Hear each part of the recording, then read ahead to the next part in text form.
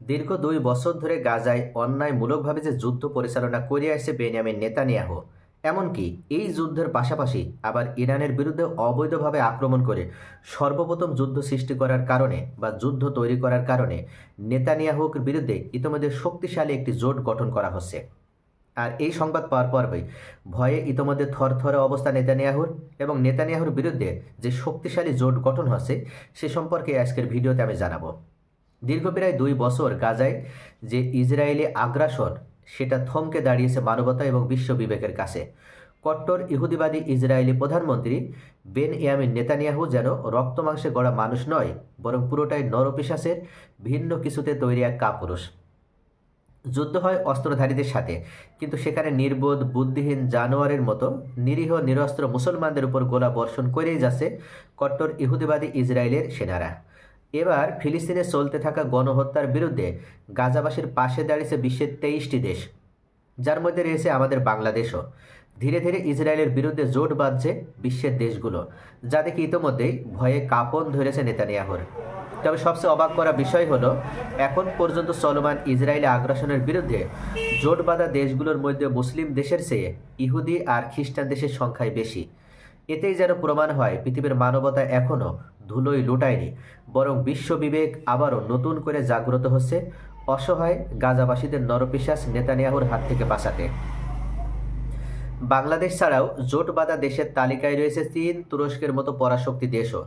তাছাড়া Algeria, Bolivia, Brazil, Chile, Cuba, Djibouti, Honduras, Indonesia, Ireland, Lebanon, Malaysia, Namibia, Nicaragua, Oman, Portugal, Spain, Qatar, Grenadines, Uruguay আর ফিলিস্তিন রয়েছে এই তালিকায়।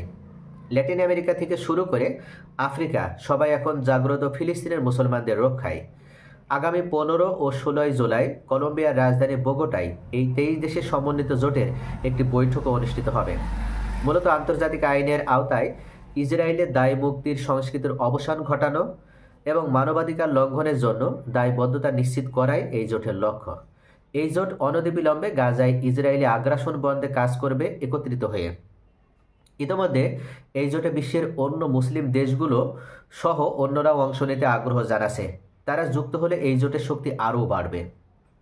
কলম্বিয়ায় অনুষ্ঠিত হতে যাওয়া এই সম্মেলনের আয়োজন করছে কলম্বিয়া ও দক্ষিণ আফ্রিকা। জানুয়ারিতে গঠিত এই গ্রুপ ইতিমধ্যে বিশ্বজুড়ে মানবাধিকার ও ন্যায় বিচারের পক্ষে কূটনৈতিক তৎপরতা চালিয়ে যাচ্ছে। 2023 সালের অক্টোবর থেকে চলমান ইসরায়েলি হামলায় গাজা উপত্যকায় নিহত হয়েছেন প্রায় 58,000 ফিলিস্তিনি। লাখো মানুষ হয়েছে বাস্তুচ্যুত, আর খাবারের খোঁজে এখনও দাপিয়ে বেড়াচ্ছেন 20,000-এরও বেশি অসহায় নিরীহ বেসামরিক গাজাবাসী। বিশ্লেষকরা বলছেন 23 দেশের এই জোটের সাথে প্রভাবশালী অন্য দেশগুলো এগিয়ে আসলেই কেবল সম্ভব হবে কট্টর ইহুদিবাদী ইসরায়েলকে গণহত্যার পথ থেকে থামানো আর ফিলিস্তিনকে একটি শান্তিপূর্ণ স্বাধীন দেশ হিসেবে উপহার দেওয়া। তো প্রিয় ভিউয়ার্স, ইতোমধ্যে কিন্তু বিশ্ব মানবতা এবং বিবেকের দিক থেকে এই রাষ্ট্রগুলো তারা জেগে উঠেছে এবং তারা পদক্ষেপও নিয়েছে, এবং আজ এবং আগামীকাল এই 2 দিন তারা একটা বৈঠকও করবে। কলম্বিয়ায় এই বৈঠকটি অনুষ্ঠিত হবে এবং এখানে এই জোটের যে বৈঠক, যে সম্মেলন, এই সম্মেলন থেকে তারা আরও শক্তভাবে সামনের দিনগুলোতে কীভাবে ভূমিকা রাখা যায় এবং ইসরায়েলকে এই একতরফা যুদ্ধ থেকে নিবৃত্ত রাখা যায় সেটা নিয়ে তারা পরবর্তী পদক্ষেপ বা পরবর্তী তারা কার্যপ্রক্রিয়া তারা নির্ধারণ করবে। ইতিমধ্যে কিন্তু এই জোটের বিরুদ্ধে এখন পর্যন্ত একটা কোনো দেশ অবস্থান নেয়নি, অর্থাৎ প্রত্যেকটা দেশে এই জোটকে সাধুবাদ জানিয়েছে এবং একের পর এক বিভিন্ন রাষ্ট্রগুলো এই জোটের সাথে সংযুক্ত হচ্ছে, মানবতার পাশে দাঁড়াচ্ছে, তারা সাধারণ গাজাবাসীদের পাশে দাঁড়াচ্ছে এই জোটে অন্তর্ভুক্ত হওয়ার মাধ্যমে। সকলে ভালো থাকুন। Thanks for watching.